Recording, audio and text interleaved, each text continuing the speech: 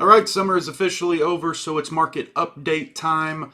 We're going to be looking at current Waco market trends, kind of see what it tells us. So if you're looking to buy, sell, or invest in Waco, then you're in the right spot.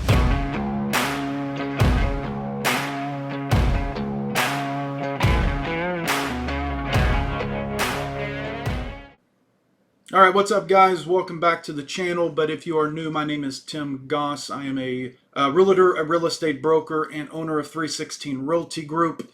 And if you've been around a while, then you know that I'm a big finance economics guy, which means I like charts, I like data, and I get excited about market updates because I get to play with all the fun tools. So this video is going to be Waco residential market update. You know, kind of where we've been, where we are, and then I'll give you some insight into where I think the market is headed. So let's just jump right on in. And the first one we're going to look like is our annual sales volume. Nothing really here that should shock anybody. 2021 and 22 were the peaks. We've seen pull back in 2023. So there is some less volume, but that's going to mirror any other Texas market, really any other U.S. market.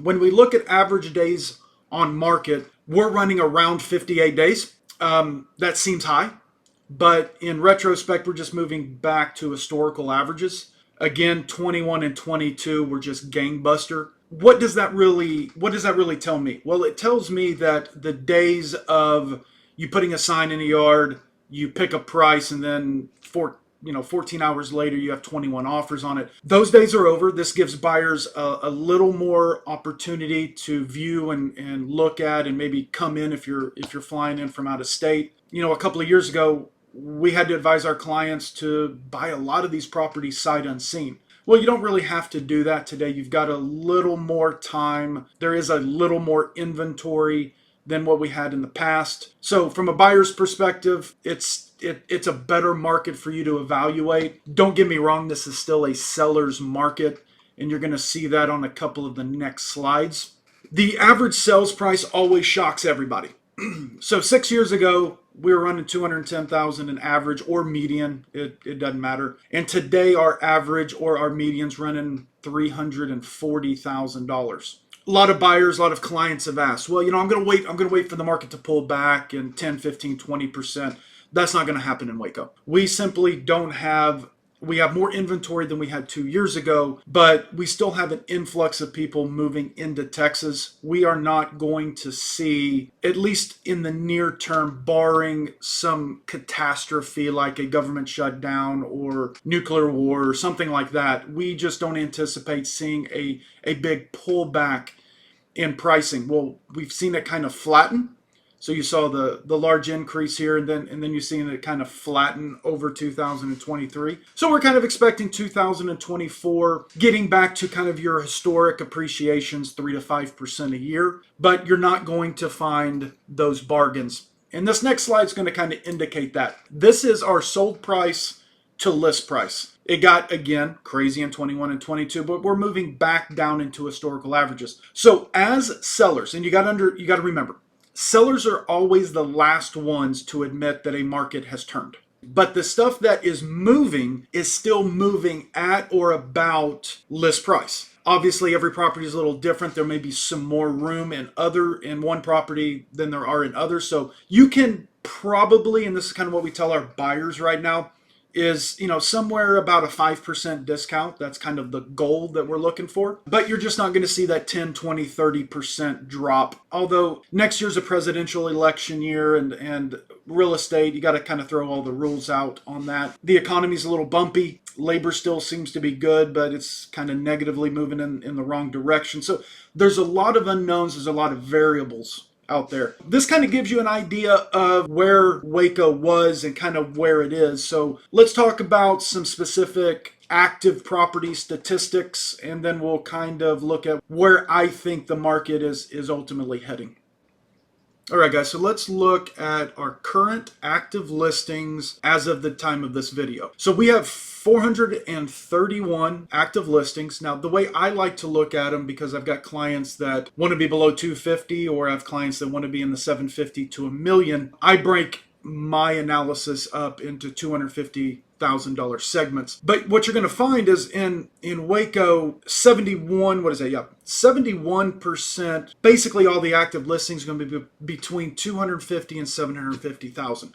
There is definitely some opportunity below 250.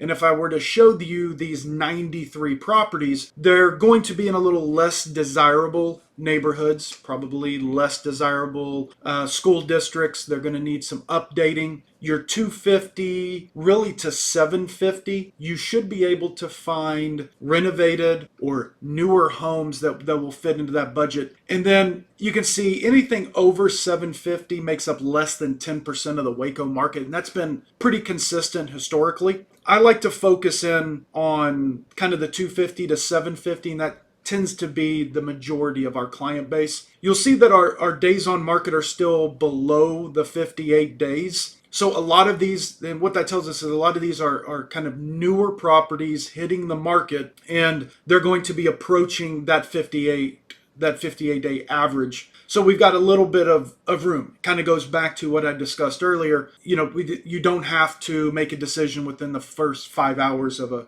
property hitting the market. I also take a real close look at this. If you remembered our kind of sold to list price. So this tells me what kind of price drops have these active listings had. And you can see that we're moving down into kind of that normalized range, that 96 to 97% of original list price. So I'll keep a monitor of this. If I start seeing that drop, to 95 to 94, then that tells me that there's some more price movement downward that the market's going to have. But this has been pretty consistent over the last, call it 6 months. So again, that tells me that a lot of these properties have dropped and will probably be closing somewhere around these list prices. And then I always look at months in inventory. Historically, we would be running right around that 3 to 3.5. So again, we're moving to kind of historical averages. So if this months of inventory continue to move up and up and up, that tells me there's more inventory coming online. From an active listing perspective, this is kind of normal from what we've been seeing over the last 6 months.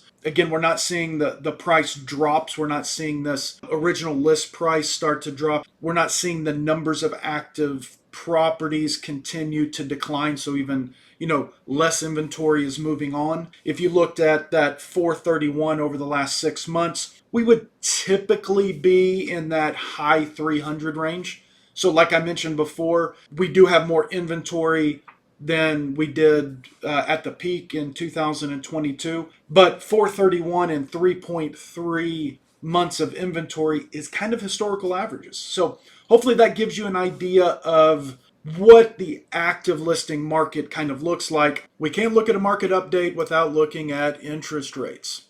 So this graph has the average 30-year fixed rate, and no surprise, as of right now, we're sitting at 7.2% today.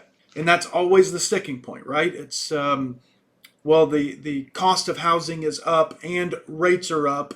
So therefore, the buyer's purchasing power is down. And that is true. This is where we have to get creative. And these are the conversations that we have with our buyers all the time.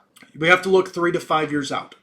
If anybody can tell you where rates are going to be in the next 6 months, 9 months, run away. They are literally grabbing a number out of thin air. There are way too many variables right now in the market, presidential election year coming up. For example, when they peaked last summer and then they started that downward decline right here, all the talking heads said, we'll be into the mid fives by summer of this year, by right now. And we are nowhere close to mid fives. And I said we will not be in mid fives. Here is my best prediction. As a buyer, you need to look 3 to 5 years out, knowing that you're going to refinance this home. There are some things that we can do up front while purchasing the home. For example, we have been very successful at getting short-term buy-downs. 1 year, 2 year, 3 year buy-downs. I am not a big fan of going and paying huge amount of points to get a 30-year buy-down. There is going to be an opportunity over the next 3 to 5 years to refinance. So why would you want to pay for a 30-year buy down when we pay for a 3, 5, 7-year buy down, much cheaper than the 30-year? knowing that at some point the market is going to turn and those rates will come down and we will refinance down into the sub fives. Maybe even into the low fours to mid fives. So we've got to get creative in this market. And this isn't about just taking 7% and saying it is what it is for the next 30 years. No, we got to get a game plan. We either do a short-term buy down. A lot of times we can get the sellers to pay for that. So think about, we talked about the 97%. Well, there's a portion of that 97% that we can use to have the seller pay the points for that short-term buy down. So those are some things to think about. From a buyer perspective that doesn't show up in the numbers as well. We've been more successful recently in getting seller contributions or, closing cost help for the buyers. 2 years ago, you couldn't get that, right? Or you couldn't get a seller 2 years ago to accept a contingency, the need for a buyer to sell their current house in order to move into a new one. Well, contingencies are back on the table. Sellers don't like them. Sellers never liked contingencies, but now they're accepting more and more contingencies. To give you a classic example, we are closing on a house today. We listed it for $395. I went under contract for $387. The buyer negotiated $4,500 in seller contribution. That netted us down to $382.5. And guess what? $382.5 compared to the $395 list is just over 3%. That's where the 97% comes in. All right, guys, let's recap the buy side to kind of summarize everything. So you're looking to move into Waco, and you're saying, Tim, what does that market look like for me? Well, you'd expect to get a little bit below list price. You've got some more opportunity to take advantage of looking at some different properties. You don't feel like you got to put in an offer in the first 4 hours. There's a good chance that we can get some closing cost help, either for repairs or upgrades or for those temporary buy downs on the interest rate. You've got to get creative on the interest rate piece, guys. 7%, we can get that down. Seller may be able to contribute some to that, but you can't let interest rate be the determining factor of why you're not purchasing a property. And if you're bringing a contingency to the table, that's not the end of the world.